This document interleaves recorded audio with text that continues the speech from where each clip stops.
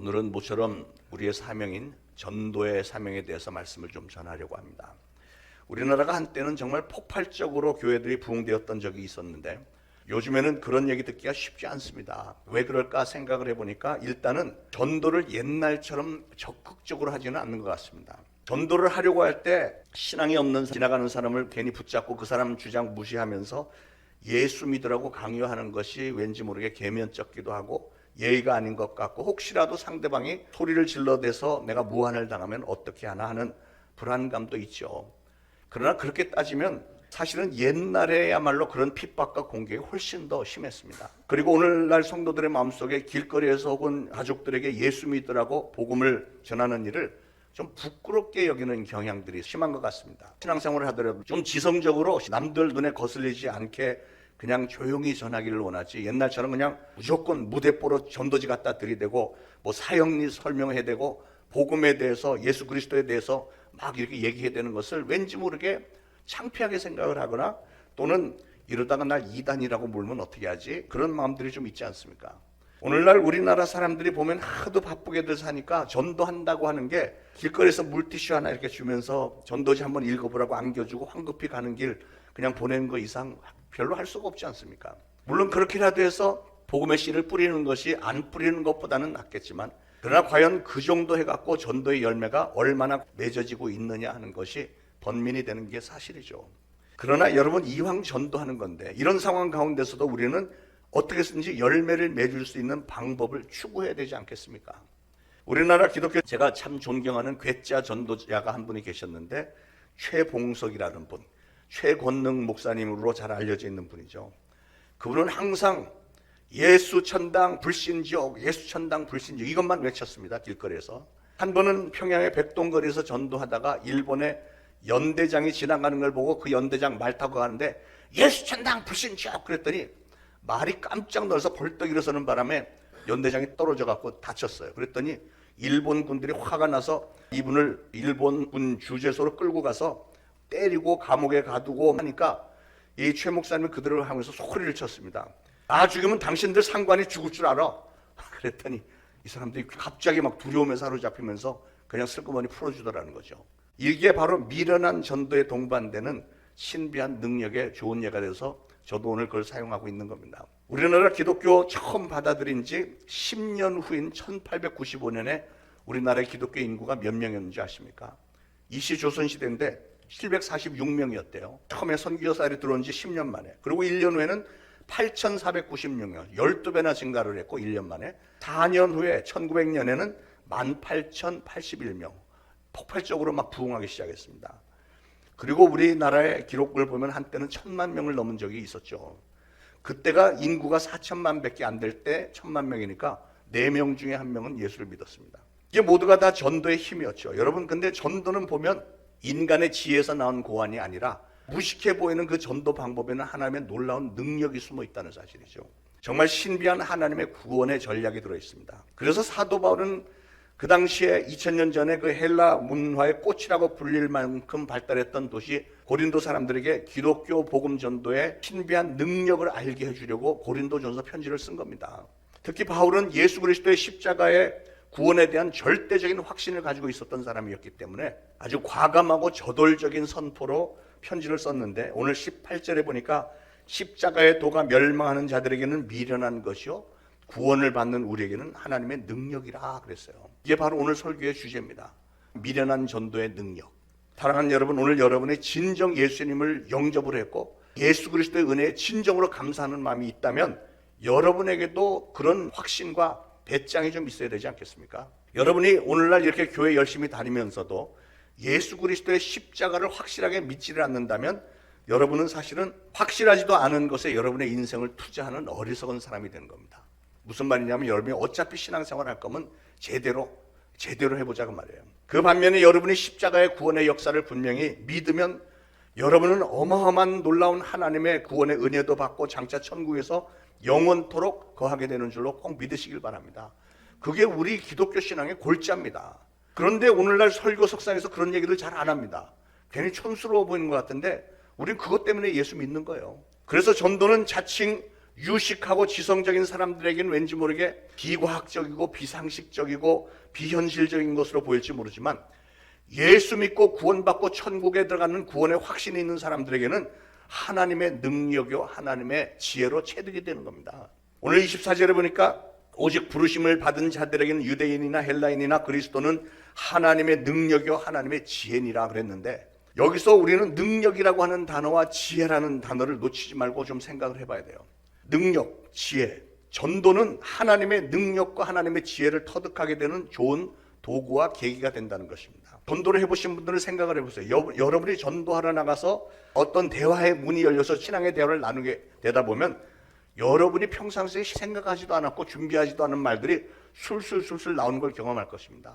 그리고 듣는 사람들이 여러분이 하는 말을 막 받아들이고 정말 이렇게 끌려오는 것을 여러분들은 분명히 해보셨을 거예요. 제가 매주일 여러분 앞에서 설교하는 것도 사실은 이게 전도 중에 전도입니다.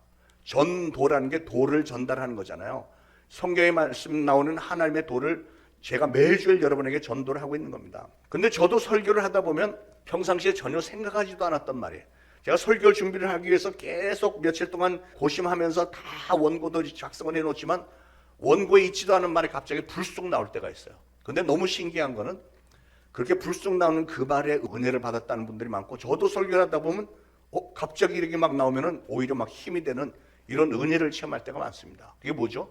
성령님이 도와주시는 거예요. 그게 능력이라는 거예요. 전도의 능력. 자, 그러면 전도는 뭘 어떻게 하는 걸까요? 전도는 2000년 전에 사도들이 한 거를 그대로 하면 되는 거예요.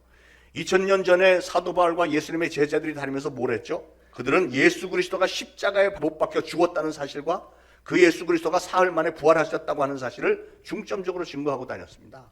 뭐 거창하게 다른 건 굳이 설명할 필요도 없었습니다. 그래서 오늘날 우리도 여러분도 전도할 때는 바로 그걸 중점적으로 증거하는 거예요. 예수님께서 내 죄를 대신으로 십자가에 달려 돌아가셨다. 그 얘기.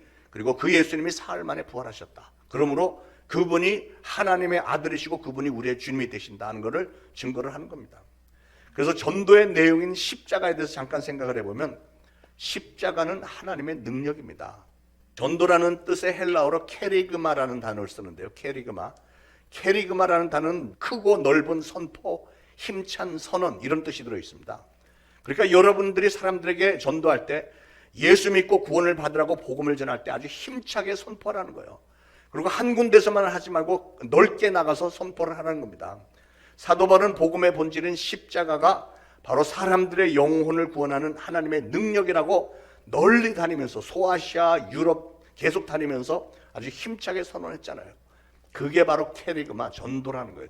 여러분, 십자가의 도가 멸망하는 사람들에게는 미련하게 보인다는 말을 오늘 사도 바울이 했는데 그게 무슨 뜻일까요? 십자가의 도가 멸망당하는 사람들에게는 미련하게 보인다. 그 배경을 잘 보면요, 십자가는 원래 옛날 로마에서 노예들이나 식민지 백성들 중에서 가장 악한 범죄자들에게 내렸던 형벌이었습니다. 사형이었습니다. 사형. 그러므로 가장 천하고 고통스럽고 수치스러운 것이 십자가의 형벌이었습니다. 그런데 예수님은 우리 인간들의 죄를 대신해서 그런 십자가에서 수치스럽게 정말 최악의 죄인이라고 하는 명분으로 사형을 당한 겁니다. 사형. 그런데 그토록 가장 악한 사람만 못 박히는 처형대에서 사형을 받은 사람을 바로 우리의 주님이라고, 우리의 주인이라고 믿어야 된다고 이거를 전달하고 다니고 있으니까 얼마나 미련해 보입니까? 가장 악한 사람으로 몰려서 죽은 사람을 그분이 나의 주인 되십니다라고 고백을 하는 게 이게 신앙인데, 그거를 전달하니까 세상 사람들이 보기에 얼마나 미련한 짓입니까? 여러분, 십자가는 연약하고 무능하고 죄 많은 우리 인생들, 나와 전능하고 사랑이 많으신 그 하나님 사이를 연결하는 전깃줄과도 같은 거예요. 전깃줄. 십자가는 죄사함과 구원이라고 하는 하나님 나라 발전소의 전기를 여러분 각자의 그 심령의 집에 연결시켜 끌어들이는 전선과도 같다고 말이에요. 십자가의 이 비밀을 모르는 사람들은 전깃줄 막 굵은 게 이렇게 지나가는 걸 보면 어떤 사람들은 야, 왜 저렇게 무거운 전선이 필요할까? 그냥 얇고 가벼운 나일론 줄로도 빨래는 충분히 매달을 수 있는데, 이게 의도를 전혀 모르니까 그런 소리 하는 것 아니겠어요? 그러면서 그 사람들은 정말 미련하다. 그냥 얇은 가벼운 나일론 줄로 연결하지 뭐 이렇게 무거운 전기줄로 연결하냐. 네, 그런 사람들하고 똑같다는 거예요. 우리가 예수 그리스도를 믿음으로써 우리가 영혼 구원을 받는다고 하는 것을 증거하러 다니는 사람들을 세상 사람들은 미련하다고 얘기를 한다는 겁니다. 그뿐만이 아니고 사람들이 우리 보고 미련하다고 하는 이유는 십자가를 통한 복음을 가리켜 어떤 사람들은 이거 너무 단순한 거 아니야? 이렇게 얘기를 해요. 하나님께서 이 세상을 극진히 사랑하셔서 하나밖에 없는 독생자를 보내셨는데 누구든지 그를 믿기만 하면 멸망치 않고 영생을 얻는다고 하니까 이거 너무 단순한 거 아니야? 이렇게 평가를 한다는 거죠. 왜냐하면 하나님이 죄를 그렇게 위중하게 생각을 하신다면 사람이 죄사함을 받고 구원받고 천국에 들어가는 방법이 그렇게까지 단순할 거라고는 도저히 받아들일 수가 없다는 거죠. 자기가 무슨 선한 일도 좀 하고 힘든 수행도 하고 무슨 돌을 닦아서 좀 신령해지고 말이죠. 수많은 사람들에게 덕을 많이 끼쳤기 때문에 선행을 많이 했기 때문에 구원을 받는 거다라고 하면 그래도 타당하게 받아들이고 노력을 하겠는데, 아니 단지 예수 그리스도를 믿는 믿음 하나만으로 모든 죄를 다 용서받고 즉시 구원받고 천국 갈 수 있게 된다니, 그건 너무 쉬운 일이기 때문에 도저히 이해할 수도 없고 그거를 아멘이라고 받아들일 수가 없다는 겁니다. 그러니까 미련해 보인다는 거죠. 더군다나 대속이라고 하는 개념, 누구의 죄를 대신해서 죽어준다고 하는 개념, 이게 미련해 보인다는 거예요. 정직한 사람이나 청렴 결백하고 정정당당한 사람이 구원을 받고 천국에 들어가야 맞을 것 같은데, 그리고 자기 자신의 죄에 대한 책임을 자기가 져야지 왜 남이 대신 죽어준 덕분에 그걸 믿기만 하면 내가 구원을 받는다고 하는 것을 그걸 어떻게 믿느냐 하는 것이 세상 사람들의 평가이면서, 그렇기 때문에 그걸 믿는 우리를 가리켜 미련한 거 아니야? 이렇게 얘기를 한다는 거예요. 그리고 전도의 방법이 참 미련하다고 하는 사실이, 그런데 그게 놀랍게도 우리에게는 지혜가 된대요. 엄청난 지혜라는 거예요. 예수님께서 말씀하시는 전도의 방법은 정말 단순하고 미련해 보였습니다. 특히 요즘 21세기에 분석을 해보면 세상에 무슨 홍보를 그렇게 하냐 할 텐데, 예수님이 전도하라고 명하신 방법은 뭐예요? 가서 전하라. 땅끝까지 가서 내 증인이 되라. 너희는 가서 모든 족속으로 제자를 삼으라. 이게 전부였습니다. 그러니까 무슨 사막이나 밀림이나 시골, 탄광, 저 섬나라, 아프리카, 중동, 회교권, 공산권, 우상의 나라, 어디든 그냥 가려는 거예요. 그냥 가서 전하라는 거예요. 아니, 첫 번째로 기본적으로 그 나라 말을 할 줄 알아야 될 것 아니겠어? 말이 통하지 않는데 가서 뭐라고 전도할 거냐고요. 그런데 하나님은 그런 미련한 방법으로 순종해서 가면 길을 열어주신다는 거예요. 이렇게 미련한 방법으로 사람을 구원하는 것을 하나님은 기뻐하신대요. 그게 왜냐하면 순종하는 거니까. 우리 생각으로는 아니지만 그래도 순종해서 나가는 거니까 기뻐하시는 거예요. 예수님은 분명히 말씀하셨습니다. 마가복음 16장 15절에 너희는 온 천하에 다니며 만민에게 복음을 전파해라. 믿고 세례를 받는 사람은 구원을 받을 것이요 믿지 않는 사람은 정죄를 받으리라 그랬어요. 여기서 예수님이 강조하시는 요지가 뭘까요? 그것은 우리가 무조건 순종해서 가서 전도를 하면 그들 중에서 구원받을 사람들은 다 구원받게 돼 있다는 거예요. 거기에 대해서 사도 바울은 자기 경험을 얘기하기를 사도행전 13장 48절에 생생한 전도의 결과를 이렇게 보고했습니다. 영생을 주기로 작정된 자는 다 믿더라. 사도 바울도 다른 나라에 소아시아에 가서 이런 데 가서 전하는데 뭐 언어가 제대로 통했겠어요? 그런데도 신기하게 영생을 주기로 작정된 자는 다 믿던데요. 이렇게 보고를 하는 거예요. 사도 바울은 무턱대고 남의 나라에 가서 생면부지의 사람들에게 예수 그리스도를 증거했습니다. 그러자 의외로 많은 사람들이 쉽게 받아들이고 믿더라는 거예요. 여러분, 사실은 전도가 우리나라에서는 전도가 되게 힘들어요. 내가 이렇게 힘든 나라는 처음 봐. 우리나라에서는 전도하기가 정말 힘들고 거부당하지만 선교지에 가면 놀랍게도 너무나도 쉽게 받아들이는 거예요. 근데 사실은 우리나라도 옛날에 그랬잖아요. 조선시대에 들어왔을 때 사람들이 굉장히 빠른 속도로 부흥이 됐고 그냥 삽시간에 1000만 명 예수 믿는 사람들이 생길 정도로 그렇게 부흥이 됐잖아요. 그러니까 오늘날도 선교지에는 동일한 일들이 벌어져요. 그렇기 때문에 한번 선교지에 나갔던 사람들은 돌아오지 않습니다. 왜요? 거기는 열매가 아주 쉽게 또 많이 막 맺히니까 사역하는 게 신나니까 선교사들이 집에 올 생각을 안 해요. 여러분, 그렇습니다. 구원받기로 작정된 사람은 다 믿게 돼 있는 거예요. 그러니까 우리는 우리 하나님의 명령 따라서 순종해서 그냥 전도를 나가서 하기만 하면 하나님께서 다 알아서 열매 맺게 해주시는 줄로 믿으시기 바랍니다. 중요한 건 하나님을 전적으로 믿고 나가는 게 중요해요. 이게 곧 하나님의 지혜이고 능력인 줄로 믿으시길 바랍니다. 주일학교 교사인 킴벌이라는 사람이 1858년 보스턴 신발 가게 점원이었던 어린 소년 무디를 전도를 해서 예수 그리스도께 인도를 했습니다. 학교 교육이라고는 한 학기밖에 받지 못했던 아주 무식한 사람이었지만 무디는 그 어린 시절부터 주일학교 교사를 하면서 믿음이 확 성장했고 결국은 훌륭한 전도자, 부흥사가 되어서 미국 전역에 전무후무한 놀라운 부흥의 역사를 일으킨 부흥사가 됐습니다. 무디는 1879년에는 프레드릭 메이어라는 사람의 가슴에 복음의 불을 붙였고, 메이어는 어느 대학 채플에서 설교를 하던 중에 윌버 챕만이라는 학생에게 예수 그리스도를 영접시켰고요. 챕만은 YMCA에서 일하면서 빌리 썬데이라는 야구 선수를 복음 사업에 헌신하게 만들었고, 빌리 썬데이가 샬럿이라는 곳에서 열었던 부흥 집회에 참석했던 빌리 그레함이라는 사람이 복음을 받아들이고 예수 그리스도께 자기의 삶을 바쳤습니다. 빌리 그레함은 그 동일한 전도의 미련한 방법으로 세계 방방곡곡 구석구석 다 다니면서 수많은 사람들을 예수께 인도하던 중에 50년 전 1973년도에는 대한민국에 와서 여의도 광장에서 복음을 전하던 중에 많은 사람들이 은혜를 받고 예수 그리스도를 영접하던 그 중에 고등학교 3학년이었던 남학생이 하나 있었는데 가슴을 두드리며 회개했던 적이 있습니다. 바로 오늘 이 자리에 서 있는 저입니다. 예. 그 당시에 그걸 앞에만 보여드릴 텐데 여러분 잘 찾아보면 저를 찾을 수 있을지 모르겠어요.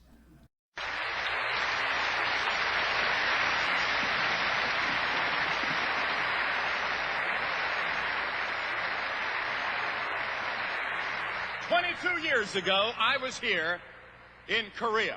22년 전에 저는 한국을 방문했습니다. It was at Christmas time, 그때 성탄절 때입니다. and it was very cold. 굉장히 추웠습니다. I'd never been so cold in all my life. 제 일생 동안 그렇게 추워본 적은 없었습니다. And I toured along what is now the DMZ. 지금 저 38선에 있는 그때 거기를 한번 방문해봤습니다. I was at Heartbreak Ridge, 거기 그때 저는 그 일선 최전방 산에 가봤습니다. and on Heartbreak Ridge, there were 12 soldiers. 그 최전방 산에 12명의 군인이 있었습니다. They were American soldiers huddled together. 미국 군인들이 서로 어깨를 같이 하고 있었습니다. An enemy sneaked through the lines. 바로 거기 일선에 그 적군 한 사람이 뚫고 들어왔습니다. He threw a hand grenade in the middle of them. 거기에 조그마한 그 폭발물을 던졌어요. It was going to go off in 3 seconds.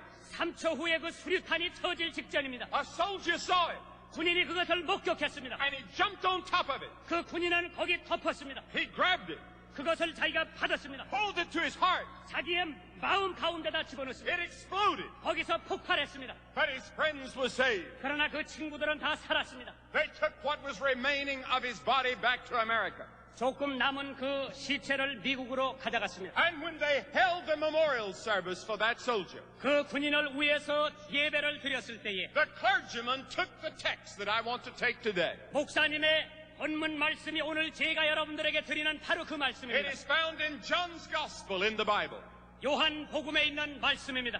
the 15th chapter of John, 요한복음 15장에 있는 말씀입니다. one of the great chapters in all of literature.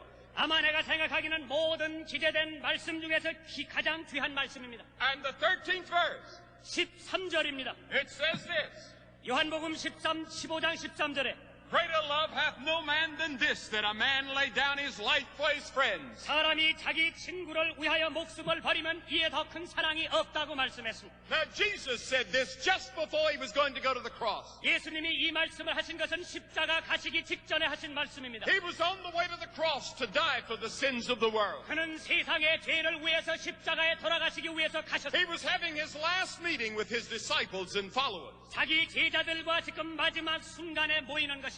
And he said, I have one commandment to leave with you. 내가 너희들에게 꼭 한 가지 명령을 줄 테다. I want to say something I hope you'll never forget, he said. 이제 제자들에게 내가 하는 말을 영원히 잃어버리지 말아라. Love one another. 서로 사랑하라. Love one another. 서로 사랑하라. Love one another. 서로 사랑하라. He said, I have only one commandment to leave. 내가 계명을 줄 것이 하나밖에 없느니라. Love one another. 서로 사랑하라. He was getting ready to die.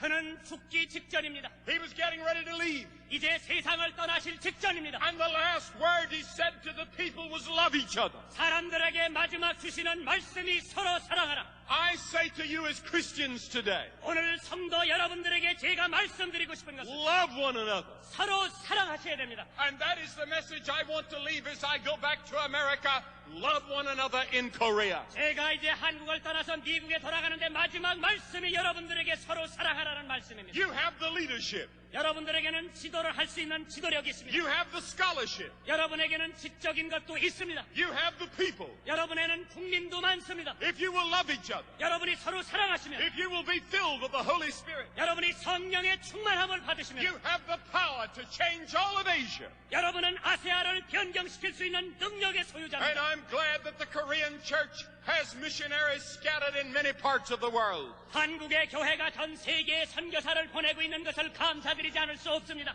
Now some people have said, why don't you make your messages more intellectual? 누가 나에게 말하기를 왜 당신의 설교를 좀 더 지적으로 하지 않느냐고 말합니다. Some of the scientists said, why don't you talk on science? 과학자들은 말하기를 왜 과학을 얘기하지 않느냐. Some of the ministers said, why don't you talk more to ministers? 또 목사님들은 왜 목사들을 위해서 말씀을 하지 않습니까? I am an evangelist. 나는 전도자입니다. My primary message is to the people outside the church and outside of the gospel. 제가 전하는 메시지는 예배당에를 나오시지 않는 사람들을 향해서 던지는 메시지입니다. So every service I try to explain the gospel in simple language so that everybody can understand. 그렇기 때문에 제가 설교를 할 때마다 단순하게 하나님의 복음을 전해서 그 사람들이 복음을 믿을 수 있게 하는 것입니다. This passage says, greater love hath no man than that he lay down his life for his friend. 바로 이 성경 구절 말씀이 사람이 친구를 위하여 자기 목숨을 버리면 더 큰 사랑이 없다고 했습니다. We had a big typhoon or tornado, as we say in America, hit not far from where I lived while I was here in Korea. 제가 한국에 와 있는 동안에 제가 살고 있는 고향 근처에 태풍이 왔습니다. It destroyed many houses. 거기에 많은 집이 다 파괴됐습니다. And one man was down in the basement of his house. 어떤 사람 하나가 자기 집 지하실에 가 숨어 있었습니다. And he had two little boys. 자기 아들 둘이 있었습니다. He heard the storm coming. 태풍이 오는 소리를 듣고 He heard the house falling down. 집이 파괴되는 것을 듣고 He grabbed his two little boys, 자기 아들 형제를 데리고 put them under him. 자기 밑으로 데려가서 He put himself on top of them. 그 아들을 밑에다 놓고 자기가 그 위에 덮었습니다. They found them later. 후에 발견했습니다. He was dead, 아버지는 죽었고 but his two sons were alive. 아들 형제는 살았습니다. He had given his life for his son. 아들을 위해서 자기 생명을 바쳤습니다. Now the Bible says that God loves you. 성경은 말하기를 하나님이 여러분을 사랑하신다고 했습니다. 근데 그 며칠 계속했는데 제가 고3이었지만 계속 며칠 가서 은혜를 받았습니다만 그 후에 미국으로 이민 갔던 이 청년 장동호가 마침내 주의 종이 돼갖고 이렇게 한국 신앙의 마지막 부화장으로 선택을 받은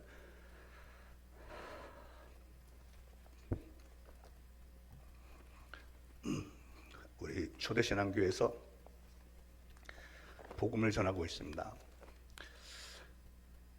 그렇게 복음을 전한 중에 저와 우리 교회와 우리 담에색의 만남 캠프를 통해서 은혜를 받고 인생이 바뀐 사람들이 부지기수고요.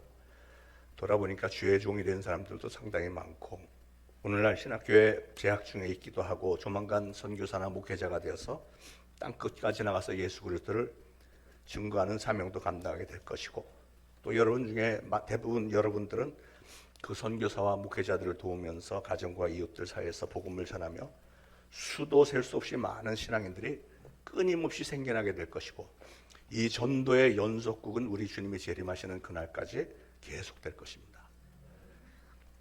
이 전도하는 방법이 이렇게 다 돌아다니면서 그래도 빌리그레함은 유명하니까 저렇게 수백만 명씩 모이고 했지만 사도 바울은 가는 데마다 한 명 만나서 전도하고 여기 유럽에 가서 또 한 명 만나서 전도하고 이거 했어요.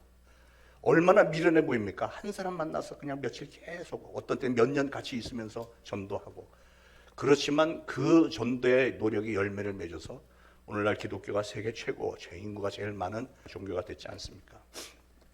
사랑하는 여러분, 저는 여러분 모두가 다 이렇게 미련해 보이는 전도의 이런 신비한 열매들을 맛보시기를 간절히 소원합니다. 그러기 위해서는 우리는 시도를 해봐야 됩니다. 사도 바울의 경험적인 충고대로 때를 얻든지 못 얻든지 항상 힘을 써야 됩니다.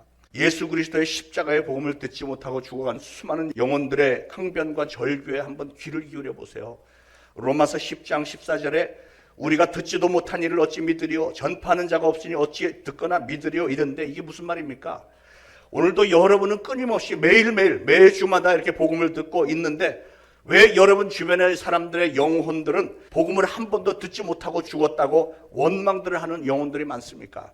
우리는 이미 예수 그리스도의 재림을 준비하고 있는데 왜 그 사람들은 예수님의 초림 얘기도 듣지 못하고 죽었어야 합니까? 무슨 말이냐면 먼저 믿게 된 여러분들에게 책임이 있다는 말이잖아요. 사랑하는 여러분, 오늘도 여러분의 주변에는 여러분의 미련한 전도를 통해서 구원받기를 기다리는 사람들이 의외로 많다는 사실을 아시길 바랍니다. 그들에게는 예수 그리스도의 십자가의 복음이 필요합니다. 그러므로 우리는 그들에게 전도를 해야 되는 거예요. 사랑하는 여러분, 저는 여러분이 십자가의 예수 그리스도를 아주 담대하고 소신 있게 전하는 진실한 성도님들이 되시기를 간절히 바랍니다. 낙심한 자들에게 소망을 주시는 예수 그리스도를 증거하시기 바랍니다. 상처받은 인생을 치유해 주시고 절망에 빠진 이들에게 새 힘을 부어주시고 불안과 염려로 눌려있는 자들에게 평안을 전달해 주시고요. 약한 자들을 그의 능력의 손으로 붙들어 일으켜 주시는 예수 그리스도를 전하시기 바랍니다. 이 세상에 아무리 큰 죄인이라고 할지라도 예수 그리스도를 믿기만 하면 그들의 모든 죄가 다 용서함을 받고, 그렇기 때문에 우리의 영원한 행선지를, 지옥이었던 우리의 행선지를 천국으로 옮겨주시는 예수 그리스도를 증거하시기 바랍니다. 전도는 사람들이 보기에는 미련한 것 같아도 그 미련해 보이는 전도 안에는 하나님의 능력이 들어있고 하나님의 지혜가 들어있습니다. 복음을 전하는 자들은 미련하고 천하고 약하고 가난한 사람일 수도 있습니다. 그러나 복음은 그 자체가 힘이고 능력이기 때문에 그 전하는 사람이 누구이든지 간에 그 입에서 나오는 전도의 말씀들은 세상을 정복할 수 있는 능력이 있는 줄 믿으시기 바랍니다. 그러기에 실질적으로 불신자 의사가 입원해서 죽어가는 환자로부터 복음을 듣고 구원받는 경우도 있고요. 아빠 지옥 가면 안 돼요 라고 붙잡고 몸부림치는 아이 때문에 마지막 순간에 병원에서 구원받는 아버지도 있지 않습니까? 여러분, 우리 주변에는 복음을 들어야 할 사람들이 의외로 많습니다. 요즘 금요기도회 때 올라오는 기도 제목들 중에 보니까 눈에 띄는 게 가족들의 영혼권을 소원하는 기도 요청들이 상당히 많습니다. 그런데 여러분, 제가 마음속에 궁금한 거는, 그러면 여러분들은 그분들을 그렇게 오랫동안 혹시 방치만 해둔 건 아닌가요? 열심히 전도했는데도 그분들이 전혀 반응이 없는 건가요? 혹시 그분들은 가족된 여러분의 전도를 기다리고 있는 건 아니죠? 건너와서 나를 도와달라고 호소하고 있습니다. 문제는 하나님께서는 그분들의 핏값을 여러분에게 묻겠다고 말씀하셨잖아요. 그러니까 여러분에게 그 사명이 있다는 얘기예요. 3년쯤 전에 제가 여러분에게 제안을 했던 기억이 있는데 코로나로 인해서 좀 흐지부지하게 됐습니다만 다시 한번 좀 보기를 원합니다. 한번 보여주시죠. 이거 기억나세요?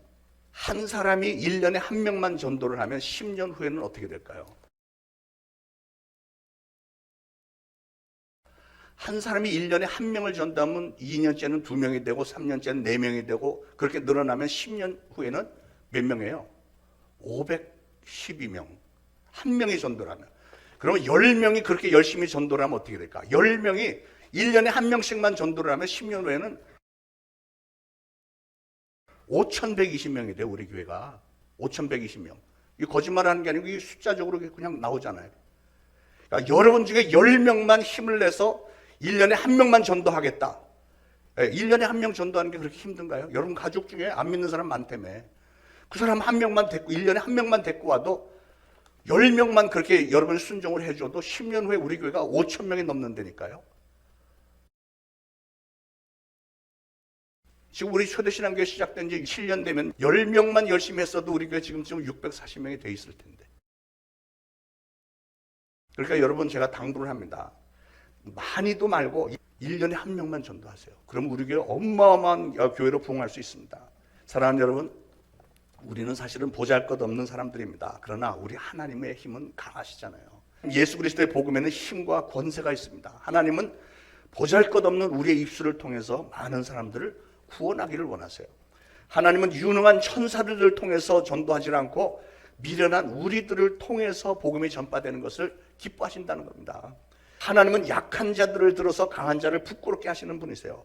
그러므로 여러분 위축되지 마시고 정말 담대히 열심히 전도하셔서 하나님께서 우리의 손에 맡겨주신 이 초대신앙교회를 좀 부흥시키고 장차 주님 앞에 서는 그날에 많은 칭찬과 상급 받게 되기를 예수 그리스도로 축원을 드립니다.